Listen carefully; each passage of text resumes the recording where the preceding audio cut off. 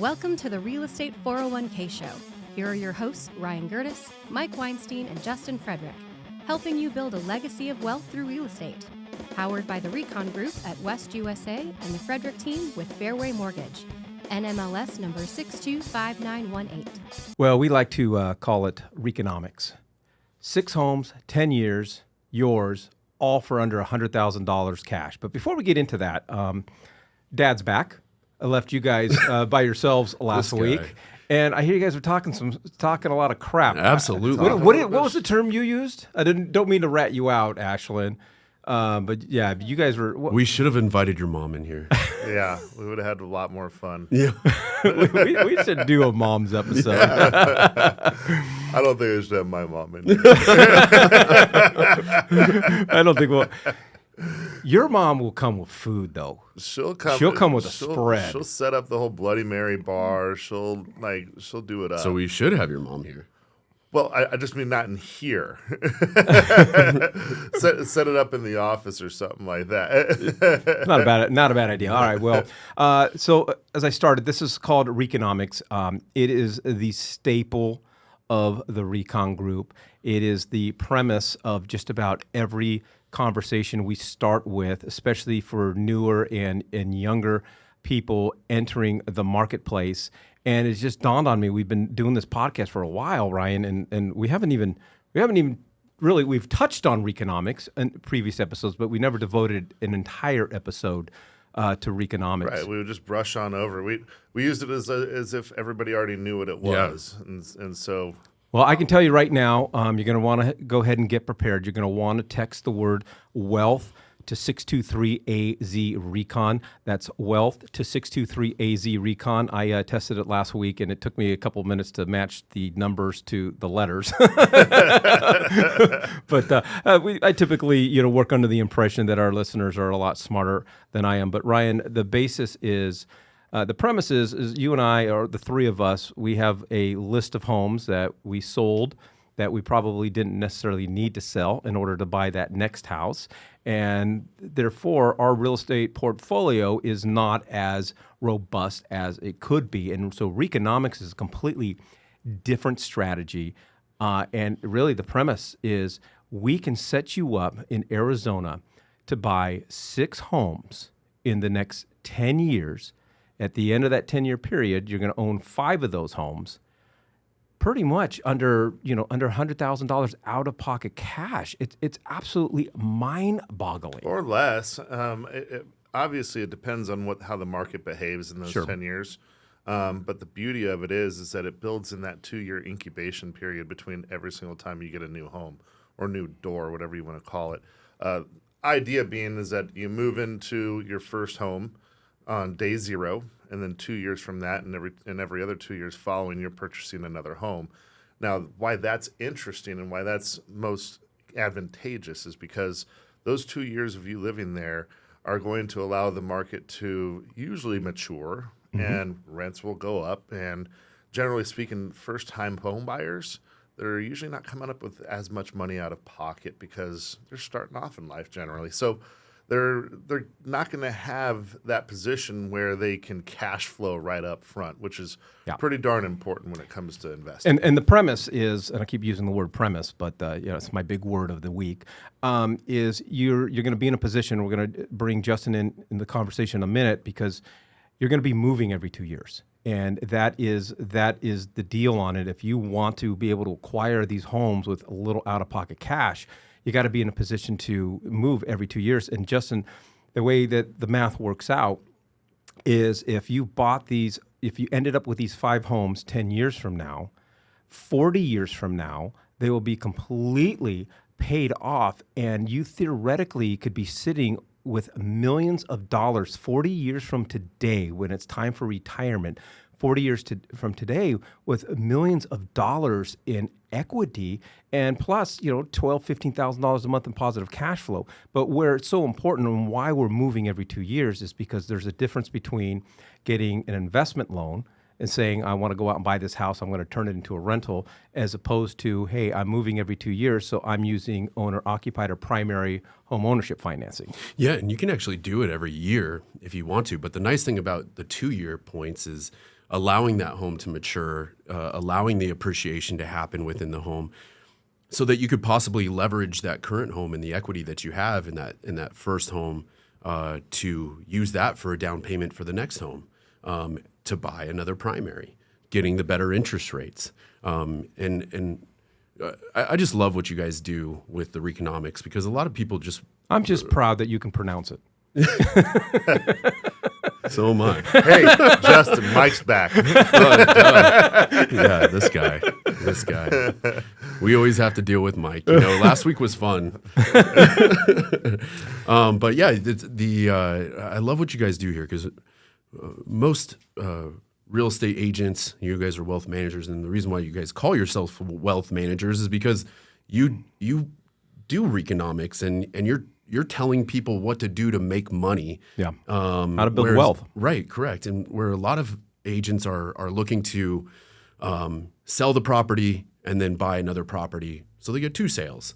We're looking for a lifetime relationship here by continuing to build your wealth, and you're going to see that through that first 10 years dramatically. Well, if you want to learn more about Reconomics and have a conversation with one of our real estate wealth managers, you're going to want to break out your phone and text the word wealth to 623-AZ-RECON. That's wealth to 623-AZ-RECON. So going back to primary home ownership financing or owner-occupied financing, so the difference is if home number one, let's just say I go out and buy a $350,000 home, and this is going to be home number one. If I want to buy $350,000 worth of stock, Bitcoin, gold, silver, I've got to come up with $350,000. That's right. Typically, and not in all cases, but typically home number one, you're going to get an FHA loan. It's going to require 3.5% down. So you can buy a $350,000 home with $12,250 in down payment. It's remarkable. But then when you move and you turn that into a rental, then the next house, since you're going to be moving into it, it's 5% down, 5% down, 5% down, rather than 25% down to buy a strict investment property. That's right. You can also, just depending on what your income situation is, you could buy the first house with a down payment assistance program. And we've had people walk in with no money down for that first house. You can qualify for a conventional first year or first time home buyer, which is 3% down.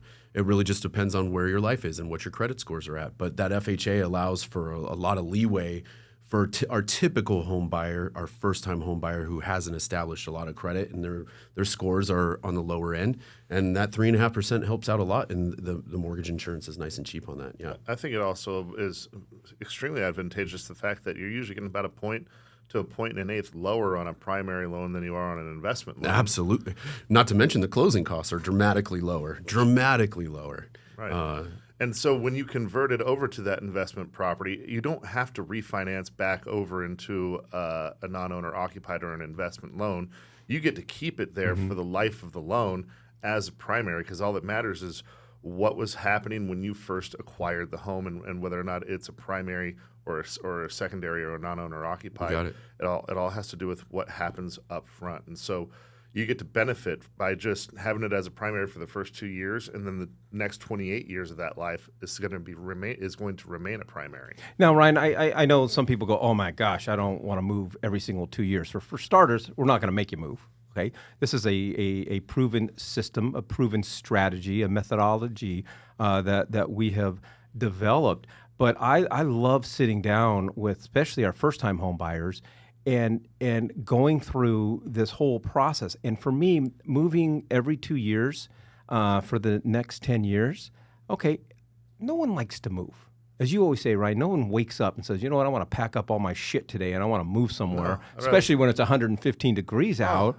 But I could be looking at, if I was, let's just say 25 years old, and I could be looking at, retiring, let's say at 65 years old, having, $2.5 million in almost cash assets with $12,000 to $14,000 a month in positive cash flow coming in. You know what? We sacrifice a lot to build wealth, and moving is all of a sudden is not that big of a sacrifice. I don't think that it's that big of a lifestyle change if you're anticipating it and you're expecting it and you're planning for it, to say, hey, look, I'm going to travel light for the next 8 to 10 years of my life, because once you get into that final home, I mean, that's generally your dream home, and you don't have to move again because you already have a bunch of your assets paying for your final home. You can stay there as long as you want. You can really put your roots down and hoard all you want at that point. But the reality is if you just say, look, I'm going to unpack the things that I know that I'm going to touch on a daily basis and all these other things, put it in storage, sell it, donate it, pawn it, whatever. And then you'll get accustomed to that lifestyle, and moving every 2 years won't be a big deal. Just pretend you're in the military. Well, let's be real. Those guys got it down. Let's be real. Prior to 30, probably moved every year almost. Yeah, that's a good point. Renting from rental to rental, or that's a great point. Increasing the house size that you were in as a rental. Families are growing, but what you're really trying to do, and tell me if I'm wrong, we're trying to capture people in that younger age when you don't have a family in most cases, and you're trying to make it through those years where you typically do move anyways, to build wealth at that point. I'm going to take my daughter through your Reconomics when she gets of age and she has a job for a 2-year period, so that I can make sure that she's set up. So that she can take care of you when you're feeble, and someone needs to be there to change your diapers. And yeah, absolutely. So well, actually, he needs that now. Like last night. And once he starts drinking those shots, you never know what's going to happen. You never know what's going to happen.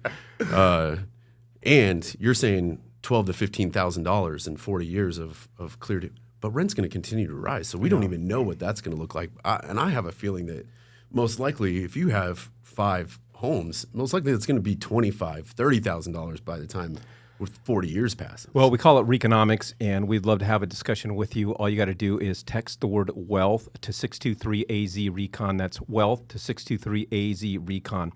One of the most memorable moments I've had with my oldest, who's 17 years old, and he's going to be a senior in high school next year.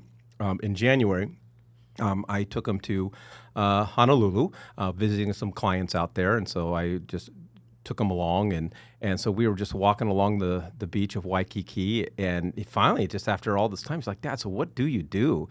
And watching and just explaining Reconomics to him, getting him excited, knowing that he needs to get into home ownership as soon as he possibly can was a great moment for me. But my question for you guys is, how different would your life be if you had a real estate wealth management when you started buying homes? Well, I don't think that I would have appreciated it as much. I think that I probably would have taken it for granted, and because I'm watching my kids now, and I mean, when we first had kids, I would take them on showings. I would take them to listing appointments when they're in their booster seats and whatnot. And so they've been around it the entire time. And so I watch them now, and they're like, okay, there goes Dad again, talking about investing in real estate again. And so it's, to them now, it's kind of cumbersome. Where for me, it's like every single time, it's so exciting. And I've been doing this for decades now, and it's never lost its luster for me. So like I can lie to you and say, oh man, it would have been so great, but I don't know that I truly would have gripped the potency of it if I had it when I was super young, because I mean I worked my ass off since I was in 6th grade with whether it be pushing a lawnmower or digging ditches or whatever, trying to make money when I was a kid.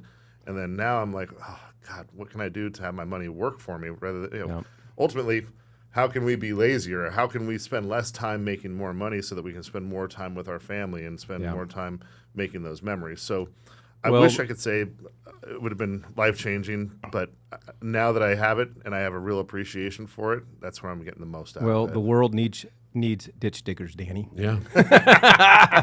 Justin, how would your life be different? I think I like what you said, but I actually think I was searching for something like this, but I had no clue. I think I would have absolutely bought into it. I think I would have rolled with it, definitely. After I bought my first house, I still moved a ton. until I got to. But the about point 33. is early on in our lives when we were moving, we were selling. We weren't holding. That's and right. That's the key ingredient Or for God forbid we were Reconomics. renting. I mean, I feel like I would own at least 5 or 6 more homes at this point, and shoot, maybe I'd be retired already. Well, I do want a short little message for our trollers out there, because we have a lot of trollers. These numbers that we are discussing are really based on the Arizona real estate market and the home prices here. Obviously, if you're listening from Southern California, you're not going to be buying 6 homes in the next 10 years under 100 grand. Okay, so take that into account. But we do call it Reconomics. We'd love to have this discussion with you. All you got to do is text the word wealth to 623-AZ-RECON. That's wealth to 623-AZ-RECON. Thank you for joining us on the Real Estate 401k Show. If you want more information on how to build wealth, click on the link or text us at 623-297-3266. That's 623-AZ-RECON.